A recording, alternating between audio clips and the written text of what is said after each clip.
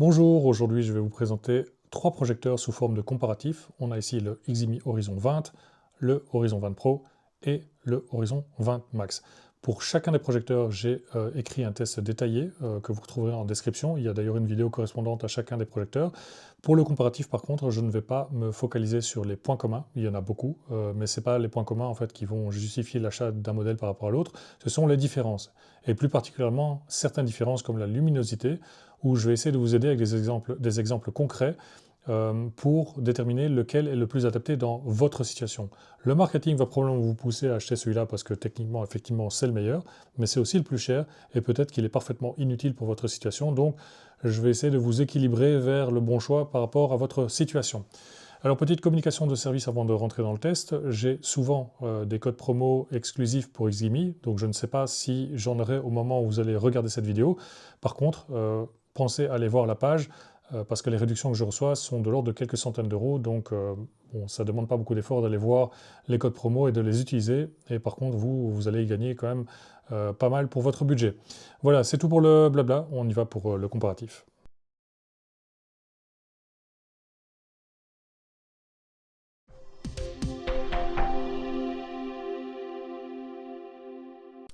Alors ce comparatif sera divisé en 4 chapitres. Le premier sera sur le bloc optique. Donc ici, vous voyez, il y a un rond rouge pour les deux et là un rond noir. Donc c'est pas juste décoratif, c'est de là où on le même bloc optique, même si la luminosité est différente que celui-là. Alors Ximi met en avant ce bloc optique-ci comme étant vraiment le meilleur. Oui, il est très bien, mais celui-ci il est très bien aussi. Il y a une différence, hein, donc ils n'ont pas menti, hein, c'est pas ce que je suis en train de dire. Donc il y a une différence entre celui-là et ces deux autres, mais je ne suis pas sûr que c'est ça qui va justifier la différence. C'est le point 2 dans mon comparatif qui va probablement jouer le plus grand rôle, à savoir la luminosité. Donc le site annonce des specs techniques en lumens. J'ai envie de dire, oubliez tout ça. Franchement, ça veut rien dire. J'ai testé ces trois projecteurs dans des conditions réelles avec un appareil de précision, de très bonne précision, et aussi un contexte avec. Bon, j'ai 4 écrans, mais j'en ai testé 3 ici. Donc j'ai un écran ici prévu pour les UST avec un gain de 0,6, un écran blanc presque neutre et un écran ALR 0,7 pour ce type de projecteur-là. Donc ça fait 3 types d'écrans différents déjà pour le test, plus un test dans l'obscurité et à la lumière du jour, ce qui devrait quand même vous donner pas mal d'informations pour faire le bon choix dans votre cas de figure. Le troisième point, c'est la colorimétrie. Elle est bonne dans les trois cas de figure, mais on peut l'améliorer et l'amélioration est un peu différente d'un projecteur à l'autre parce que les réglages sont différents. Donc je vais revenir là-dessus. Et le dernier point, c'est le contraste. Le contraste est plus ou moins le même entre les projecteurs. Donc pourquoi est-ce que je vais en parler? En fait, il y a quelques petits détails qui, peut-être selon vos goûts et préférences, vont faire choisir l'un ou l'autre. Parce que même si le chiffre du contraste est le même, l'effet, notamment au niveau de la luminance du noir, est un peu différent. Donc je vous donnerai tout ça et vous verrez par vous-même. Vous n'allez probablement plus voir ces projecteurs avant la fin du comparatif puisque je vais directement plonger dans le vif du sujet avec le premier sujet qui sera le bloc optique.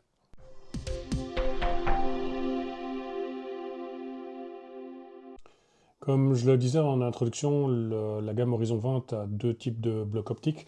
Celui-ci, c'est le rouge, donc sur le Pro et le Max, le noir pour l'Horizon 20. Je vais vous montrer en fait la netteté des deux types de blocs optiques avec des exemples où moi je vous conseille en fait de faire une pause sur image parce que je vais rapidement passer d'une image à l'autre, où je vais d'abord vous montrer une image d'ensemble avec un texte de test et je vais zoomer sur l'image pour voir la netteté de chaque bloc optique. Après ça, je passerai à l'uniformité de la lumière, à savoir que au centre, on a souvent plus de lumière qu'en périphérie, et l'idée c'est de calculer pour le bloc rouge et le bloc noir, quelle est la différence entre le centre et la périphérie, mais on revient là-dessus tout de suite. Je vais commencer par la netteté. Alors je commence par le horizon 20 avec l'image globale. N'hésitez pas donc à faire des pauses sur l'image pour regarder par vous-même. Évidemment, si vous êtes sur un téléphone, ce sera toujours plus compliqué que sur un écran d'ordinateur. Je zoome ensuite sur l'image pour voir que en fait, le résultat est impeccable. Passons au modèle suivant, le 20 Pro, avec de nouveau une image globale. Faites une pause sur image.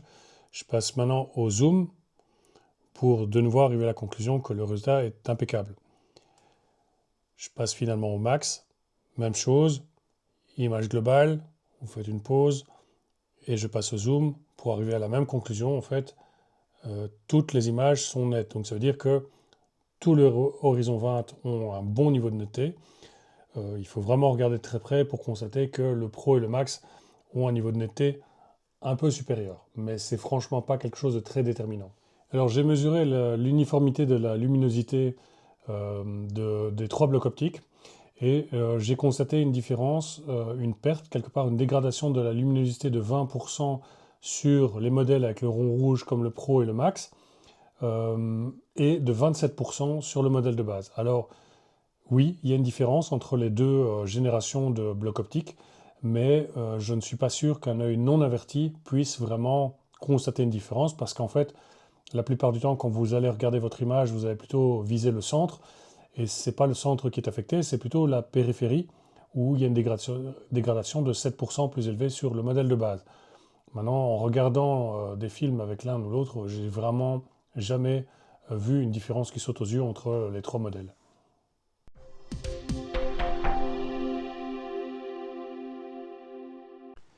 Je vais aborder ce chapitre sur la luminosité en commençant par une petite explication sur la luminosité. Alors la plupart des constructeurs de projecteurs parlent de la luminosité en lumens. Bon, c'est une unité de mesure qui permet de voir si un projecteur est lumineux ou pas. Mais le problème, c'est que ces mesures en lumens, ben, en fait, elles sont pour la plupart du temps fausses. Donc ça, c'est un premier gros problème. Et donc ici, je vous montre un exemple avec un horizon 20 qui, en théorie, a 3200 lumens, mais dans la réalité, avec la configuration film et D65, ben, j'en ai plus que 1600. Donc c'est déjà la moitié de ce qui est annoncé. Le projecteur est capable techniquement de faire 3200, mais avec une image complètement pourrie, qui fait que c'est inexploitable. Donc moi, je vais me baser sur ce que vous voyez là avec du 1600 lumens. Donc ça, c'est le premier problème. Le second problème, c'est 1600 lumens, ça veut dire quoi? Est-ce que c'est une image suffisamment lumineuse? Ben, en fait, je vais vous expliquer ça. Donc ici, vous voyez déjà une différence. C'est un projecteur donc, qui fait 1600 lumens, aussi bien pour la partie haute que la partie basse de l'image, mais la nature de l'écran va déjà jouer un grand rôle sur ce que vous percevez. Et ce que vous percevez, c'est la luminance, et c'est ça qui est le plus important. Donc maintenant, je vais vous expliquer comment j'ai testé ces projecteurs-là, en me basant sur la luminance. La luminance n'est pas fixe, donc les 1600 lumens dont je vous ai parlé pour ce projecteur-là, cela ne bouge pas, sauf si je modifie le laser, mais a priori ça ne bouge pas. Par contre, la luminance va être modifiée par la nature de l'écran et aussi par, surtout, la distance de projection, parce que au plus votre projecteur est loin, au plus l'image sera grande, et au plus l'image est grande, au plus elle sera sombre. Et donc c'est absolument crucial de comprendre ça pour faire le bon choix entre un de ces 3 projecteurs-là ou n'importe quel autre projecteur en général. Pour ce comparatif, j'ai utilisé le même protocole et les mêmes conditions de mesure pour être sûr de pouvoir comparer les résultats correctement. Donc tous les projecteurs ont été utilisés à la même distance, à la même hauteur en faisant un calcul avec le laser. L'angle était mesuré également aussi qu'à un niveau. J'ai une tête motorisée pour faire pointer le spectroradiomètre exactement au bon endroit pour tous les projecteurs. Et j'utilise un spectroradiomètre d'une résolution spectrale de 2 nanomètres qui permet d'avoir un niveau de précision le plus fiable pour ce genre de mesure. J'ai testé 3 écrans en fait avec cette gamme de projecteurs, avec un écran ALR qui n'est pas prévu pour les projecteurs de ce type-là, mais bon, qui a ses qualités quand même malgré tout qui valait la peine d'être testé. Derrière, j'ai un écran blanc plutôt standard avec un gain de 0,97 et ici j'ai un ALR prévu pour les projecteurs de ce type-là avec un gain de 0,7 et donc ça permettra de voir quel est l'impact de ce type d'écran sur la luminosité. J'ai d'ailleurs intégré ces calculs dans mon calculateur et également aussi sur la colorimétrie parce qu'un écran de type ALR, ici je pense qu'on le voit un peu, a toujours un impact sur la colorimétrie en rendant l'image un peu plus froide avec un bleu un peu plus prononcé que sur un écran standard. Passons maintenant aux choses concrètes avec finalement la réponse à la question la plus importante de cette vidéo. Comment choisir votre projecteur sur base de la luminosité? Alors, pour y arriver, j'ai développé un petit outil de calcul qui se trouve sur mon test comparatif de mon blog. Donc, l'adresse se trouve en description de cette vidéo-là. Le blog existe en 6 langues, donc si vous écoutez cette vidéo dans une autre langue que le français, vous avez la possibilité de changer la langue en haut, ici, où vous choisissez une des 6 langues disponibles. Bon, on retourne maintenant à la page. Donc, quelque part un peu plus bas dans la page, il y a un calculateur qui se trouve ici. Ce calculateur est composé de 3 champs. Vous devez d'abord choisir le projecteur, la distance de projection et le petit délai d'écran. Je vais prendre des exemples fictifs, mais qui sont tout à fait réalistes. Mais comme je ne vais pas pouvoir couvrir tous les cas de figure dans cette vidéo-là, je vais simplement vous expliquer le mécanisme du calculateur et vous devrez en fait appliquer votre distance de projection et voir ce qui fonctionne pour vous. Alors je vais commencer par une distance de projection de, disons, 260 cm. C'est mieux si je mets le chiffre correct, voilà. Avec le horizon 20 et avec un écran standard. Donc je clique sur calculer et j'ai un premier tableau qui s'affiche. Il y a 2 tableaux. Le premier tableau, c'est le tableau pour les résultats avec le zoom, je dirais le plus bas, donc en facteur 1.2. Et l'autre, c'est avec le zoom au maximum, avec le facteur 1.5. Donc bon, ça c'est en fonction de ce que vous utilisez. À chaque fois, pour la distance choisie, ici 260, vous obtenez la taille d'écran qui en découle. Donc ici, pour une distance de 260 cm et le rapport de projection 1.2, j'ai un écran de 100 pouces. Comme ça, vous savez quelle taille d'écran vous avez. Alors le tableau en tant que tel, qu'est-ce qu'il faut retenir? Alors la première colonne correspond au niveau de laser. Donc le niveau de laser, c'est quelque chose que vous choisissez vous-même dans la configuration du projecteur. Donc par défaut, il est à 10, mais vous pouvez le diminuer si vous avez trop de luminosité. La deuxième colonne, c'est la luminance, c'est ce fameux facteur déterminant que je vous ai expliqué en fait il y a quelques instants. Et ensuite, ce qui est intéressant pour vous, c'est la couleur en fonction de votre environnement. J'ai un environnement dans l'obscurité, un environnement dans la lumière partielle et un environnement dans la lumière, dans une pièce lumineuse. Pour chacun des environnements, j'ai séparé le SDR qui est en fait, je dirais, le contenu film normal du HDR avec l'extension du gamut de couleurs. Les couleurs sont assez faciles à comprendre. Donc vert, ça veut dire que tout va bien. Rouge, ça veut dire que c'est trop sombre. Et orange, c'est un peu limite. Quand c'est blanc, ça veut dire que c'est trop lumineux. Alors si je prends cet exemple-là, donc à une distance de 260 cm, j'ai un écran d'une taille de 100 pouces en diagonale. Donc les 100 pouces, c'est la diagonale et la longueur-largeur, ça se trouve ici. Et bien on voit en fait que pour le SDR, avec le niveau 1 de luminosité, ben en fait vous êtes dans le vert. Donc il n'y a aucun problème, mais vous êtes dans le vert sur toute la lignée. Donc ça veut dire qu'ici, si vous avez un écran 100 pouces et que vous utilisez le horizon 20, ben en fait vous êtes dans le vert sur tous les niveaux de laser pour ce projecteur-là. Si vous voulez utiliser le HDR et avoir une expérience parfaite pour le HDR, ben, idéalement il faut laisser le laser à 10, mais vous êtes toujours avec le horizon 20, donc il n'y a pas besoin d'aller plus loin. Si vous êtes un peu plus tolérant aux baisses de luminosité ou de luminance sur des contenus HDR, bah, vous pourriez en fait à partir du niveau 5 avoir une expérience qui est tout à fait agréable. Donc ça c'est déjà un premier exemple qui montre que bah, avec le horizon 20, avec une taille d'écran raisonnable, parce que 100 pouces c'est pas délirant, c'est pas exotique, ça reste tout à fait correct. Si maintenant je prends une taille d'écran plus grande, je vais volontairement exagérer en prenant une distance de 350 cm qui aboutit à un écran de 135 pouces, là on voit tout de suite que le horizon 20, même dans l'obscurité, il est un peu limite. Vous pourriez l'utiliser pour le SDR dans des conditions où bon, la luminosité n'est pas idéale, mais elle est encore acceptable. Donc, de nouveau, si vous ne faites pas beaucoup d'HDR, c'est pas un problème, et le horizon 20 à 135 pouces peut tenir la route. Mais si vous voulez vraiment l'expérience cinématographique avec les normes qui sont liées à la luminance, le horizon 20 est un peu trop court. Si je prends le 20 Pro, dans les mêmes conditions, on voit tout de suite que là, on s'achète un peu de marge. On voit que le vert commence à apparaître pour le SDR et on est toujours dans le rouge pour le HDR, mais de nouveau, en fonction de ce que vous regardez, c'est peut-être pas très important. Si je passe au max, voilà, le max, on voit tout de suite qu'il vient apporter une énorme quantité de lumière en plus, ce qui le rend tout à fait exploitable pour une pièce dans l'obscurité en SDR et en HDR, mais aussi avec une pièce partiellement éclairée avec ce genre de distance-là. Alors ce qu'il faut savoir, c'est que ça peut paraître très décevant, mais euh, l'utilisation d'un projecteur à la lumière du jour n'est pas recommandée, même s'il est très lumineux.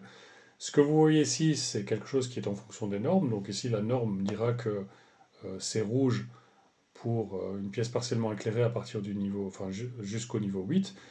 Maintenant, il y a des gens qui accepteront tout à fait une perte de contraste plus importante, et donc ce rouge, pour vous, peut-être, sera autre chose. Moi, je vous donne en fait ce qui est valable pour les normes. Donc cet outil va vous permettre de calculer un peu plus finement, en fonction de votre distance de projection et le type d'écran, ce à quoi vous pouvez vous attendre. Donc, a priori, si vous êtes dans l'obscurité, à moins d'avoir une grande taille d'écran, le Horizon 20, voire le 20 Pro devrait suffire dans la plupart des cas. Si vous avez une image plus grande, le Max sera probablement un meilleur candidat. Si vous voulez viser une pièce partiellement éclairée ou vraiment très lumineuse, là, il n'y a que le Max qui pourra donner quelque chose.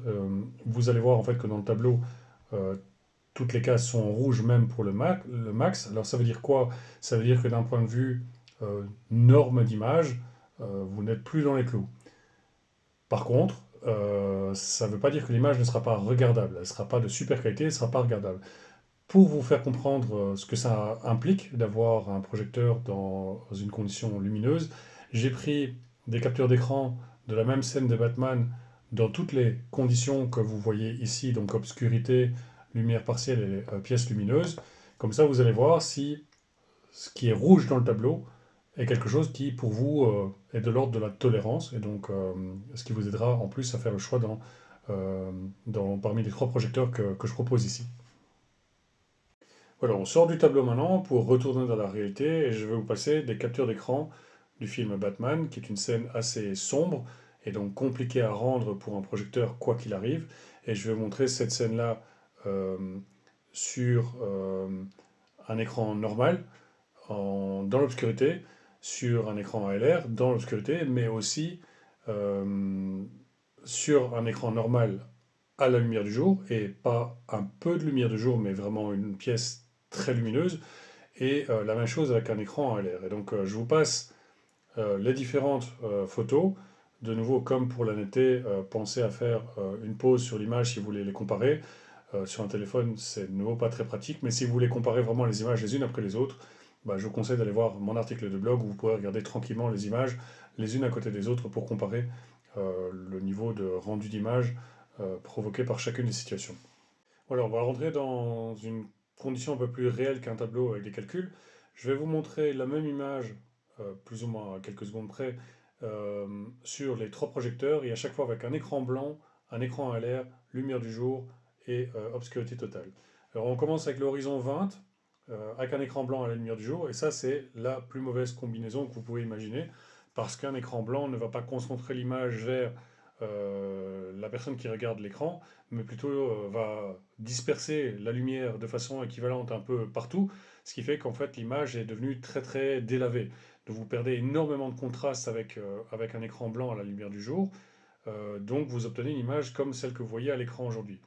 L'image est tout à fait regardable, c'est quand même pas une expérience cinématographique de très haute qualité, mais si en fait votre but c'est de rendre l'image visible, en fait ça fonctionnera, ça coûtera pas très cher, et avec le Horizon 20, vous pouvez viser un écran de 100 pouces dans des conditions pareilles. Maintenant, attention que bon, dans des scènes sombres comme ça, vous allez avoir vraiment les zones les plus sombres qui seront grisâtres. C'est pas très joli, mais si vous avez le niveau de tolérance qui va avec, il y a aucun souci. Alors on passe à l'écran blanc dans l'obscurité totale, donc ça, il n'y a aucun problème, ça fonctionne très bien. Donc l'image est beaucoup plus sombre, les contrastes sont mieux respectés, il n'y a pas le problème de l'image délavée.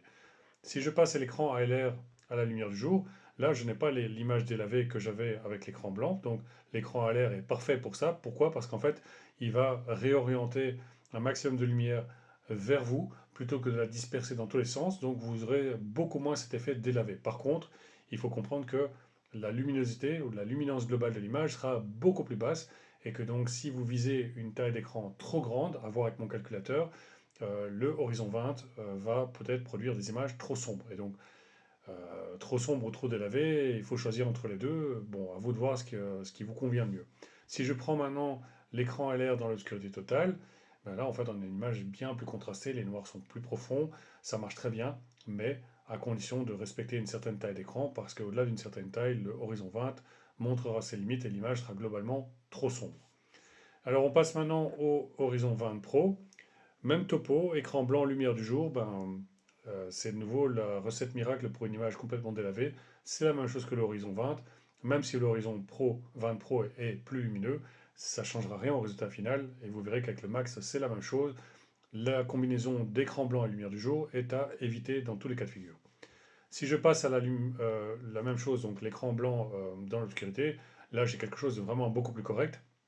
Et ce contraste est vraiment d'un bon niveau, en fait, même si un écran LR peut faire mieux, un écran blanc est tout à fait adéquat pour l'obscurité totale. Dans le cas du Pro, probablement que vous n'allez pas devoir diminuer la luminosité, mais vous allez voir qu'avec le max, si vous utilisez mon tableau de calcul, bah, vous allez avoir des cas de figure où votre image sera trop lumineuse et vous allez devoir baisser le niveau de laser parce que le 20 max est tellement puissant que dans l'obscurité totale, à moins d'avoir une très grande image, vous allez avoir un problème d'agressivité de la luminosité. Alors écran LR, lumière du jour, voilà, ça fonctionne un peu mieux qu'avec le Horizon 20 parce que le 20 Pro est plus lumineux. Ensuite, avec l'obscurité totale, là on a quelque chose de beaucoup plus équilibré, donc les noirs sont plus profonds, le contraste est meilleur, et comme le 20 Pro a plus de luminosité, eh bien, vous perdez moins de luminance sur l'écran. Alors j'arrive avec le résultat final, le Horizon 20 Max, où ben, comme vous voyez pour les autres, avec une image blanche, enfin un écran blanc à la lumière du jour, c'est délavé aussi. Ça l'est un peu moins que les autres, mais ça reste quelque chose de très délavé, donc c'est pas une expérience recommandée. Dans l'obscurité totale, aucun problème, comme pour les autres. Ici, cette image sera plus lumineuse. Alors, comme je l'ai déjà dit, peut-être qu'il faudra même diminuer la puissance du laser parce que l'image sera peut-être trop agressive. Alors, si je passe à l'écran LR, là, on obtient quelque chose d'assez correct parce que l'écran LR fait perdre beaucoup de luminance. Et donc, bah, comme le 20 max a beaucoup de luminosité, ben, vous obtenez quelque chose qui est de l'ordre beaucoup plus correct. Donc, vous pouvez viser un écran LR en pleine journée pour obtenir un résultat comme celui-ci. Dans l'obscurité, ça marche encore mieux parce que, de nouveau, le 20 max est très lumineux et donc la perte liée à l'écran LR sera beaucoup plus contenue avec ce modèle-là qu'avec les autres. Donc voilà, ça, ce sont des exemples réels. Donc, s'il y a quelques règles à retenir, c'est la première, c'est que oubliez l'utilisation d'un écran blanc à la luminosité du jour, qu'elle soit partielle ou totale, l'image sera très délavée. Donc, si vous avez de la luminosité externe, utilisez un écran LR. Si vous utilisez un écran LR, peut-être que le 20 tout court n'est pas une bonne solution. Par contre, le Pro et le Max pourraient représenter une meilleure alternative. Jusqu'à une certaine taille, mais là, je vous laisse utiliser mon calculateur pour faire le bon choix pour votre situation.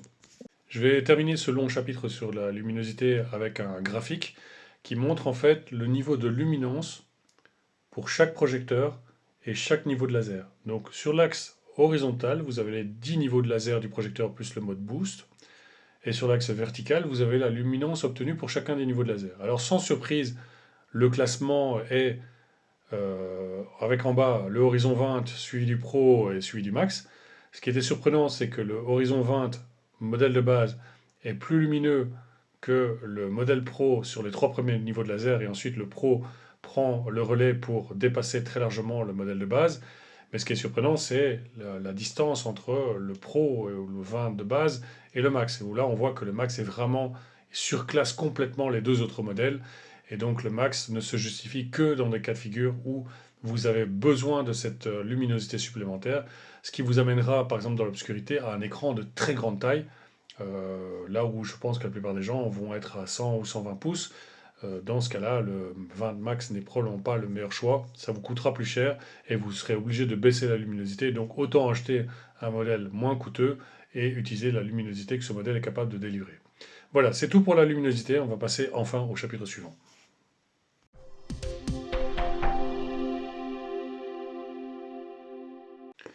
La fidélité des couleurs se mesure avec une unité de mesure appelée le delta E, et ce delta E doit idéalement être inférieur à 3 pour considérer qu'une couleur soit fidèle. J'ai mesuré la fidélité des couleurs sur les 3 modèles en utilisant la configuration film et D65, et j'ai obtenu les résultats suivants. Alors on commence par le horizon 20, et j'ai obtenu un delta E du blanc et des couleurs primaires secondaires de 3,86 avec quelques déviations notables, mais 3,86 de base, c'est déjà un très bon résultat. Après calibration, j'obtiens 1,26 avec une image parfaite. Si vous voulez avoir les paramètres pour obtenir une meilleure calibration, je les ai partagés sur le test écrit de ce projecteur. Ce sera pareil pour les autres d'ailleurs, si vous voulez les paramètres des autres, je les ai mis sur mon blog. On passe maintenant au Horizon 20 Pro. J'obtiens 3,08 de base avec quelques déviations, mais un meilleur résultat que la version de base. Et après calibration, j'obtiens 1,61. Donc ici, on est de nouveau sur quelque chose d'un très très bon niveau par défaut, mais encore un meilleur niveau après la calibration. Avec le Horizon 20 Max, j'ai un delta E de base, sans rien faire, de 2,88, avec moins de déviation, et j'obtiens, après calibration, 1,25. Il y a donc une différence dans les réglages d'usine, où le Max est le meilleur des trois, encore une fois, mais sans pour autant dire que les autres modèles, donc le Pro ou le modèle base, sont mauvais. C'est un critère de choix qui, à mon avis, doit intervenir, mais après celui de la luminosité. Donc quand vous avez fait votre exercice de calculer la distance de projection, taille d'écran, luminosité, enfin plutôt luminance acceptable en fonction de mon tableau, si vous obtenez plusieurs choix possibles, donc si les trois projecteurs sont toujours valables pour vous, eh ben, la colorimétrie pourrait être un élément pour départager les trois projecteurs. Ils sont tous bons, mais le max de base est le meilleur, encore une fois.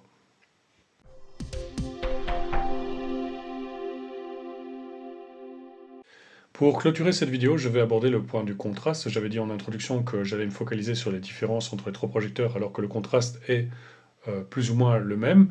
Alors pourquoi En fait, le contraste, ça mesure l'écart entre le noir et le blanc, donc jusque-là c'est simple. Mais si le contraste est le même pour chaque projecteur, mais que le max est nettement plus lumineux, ça veut dire quoi? Ça veut dire que le niveau de noir du 20 max est plus élevé. Alors le niveau de noir plus élevé, ça veut dire que le noir paraîtra plus gris avec le max que les deux autres. Alors c'est pas comme si ça allait tout changer, mais pour ceux qui sont sensibles à la profondeur du noir, ça pourrait les ennuyer et donc de devenir un argument contre le 20 max qui a priori est le meilleur projecteur des trois, mais le gris pourrait jouer un rôle également aussi. Alors ça c'est pour le noir. Je voulais aussi aborder le point du contraste dynamique pour deux raisons. La première, c'est que le contraste dynamique, c'est un artifice côté logiciel qui va calculer en temps réel comment il doit intervenir sur l'image. Alors en théorie, ça permet de rendre certaines zones plus sombres et rendre certaines zones plus claires pour justement augmenter le contraste global. Tout ça, c'est très bien, sauf que ce traitement logiciel ne fonctionne pas à merveille parce qu'il implique une dérive colorimétrique. Alors je vous montre un graphique de la, je dirais c'est la représentation spectrale du laser de ce projecteur-là, avec d'une part la courbe liée au contraste natif normal, et ensuite la courbe liée au contraste dynamique. Et on voit en fait que pour le contraste dynamique, certaines couleurs sont coupées. Et donc si certaines couleurs sont coupées dans la diffusion du laser, ça veut dire que les couleurs sont modifiées. Et par exemple, dans les zones sombres, vous pourriez obtenir une surteinte un peu pourpre sur des zones qui devraient être complètement noires. C'est mieux qu'il y a quelques mois dans la première version du logiciel, mais ça reste encore visible, donc là je dirais c'est pas encore une fonctionnalité que je recommanderais. L'autre point important pour le contraste dynamique, c'est que quand vous l'enclenchez, le laser passe d'office à 10. Donc si vous avez l'horizon 20 max, et que vous êtes dans l'obscurité, et que vous activez le contraste dynamique, le laser passe à 10 et vous allez avoir une image qui est probablement beaucoup trop lumineuse et trop agressive. Donc ça c'est un effet de bord en fait du contraste dynamique, vous ne pouvez pas le changer. Si vous l'utilisez, le laser passe à 10 quoi qu'il arrive. Et donc si vous vous rappelez le tableau de calcul que j'ai montré avec la luminosité, dans certains cas de figure, avec le 20 max, vous avez une case blanche qui vous indique que la lumière est trop agressive. Donc pensez à vérifier ça aussi dans votre choix parce que si vous voulez utiliser le contraste dynamique, il n'y a pas de souci, ça marche, mais avec quelques contraintes qui sont la dérive colorimétrique et le surplus de luminosité pour le 20 max.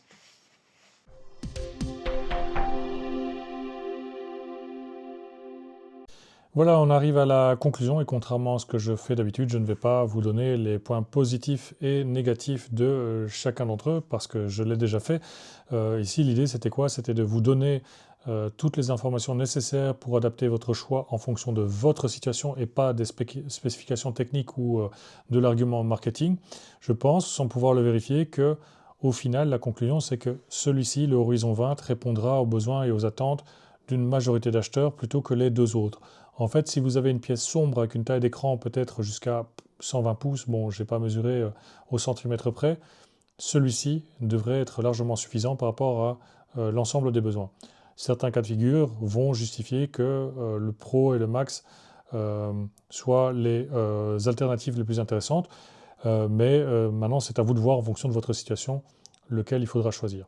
Donc j'espère avoir répondu à toutes vos questions et dissipé tous vos doutes. Si ce n'est pas le cas, n'oubliez pas d'aller voir le calculateur qui se trouve en description, et si vous avez encore des questions, posez-les dans les commentaires, j'essaierai d'y répondre au plus vite.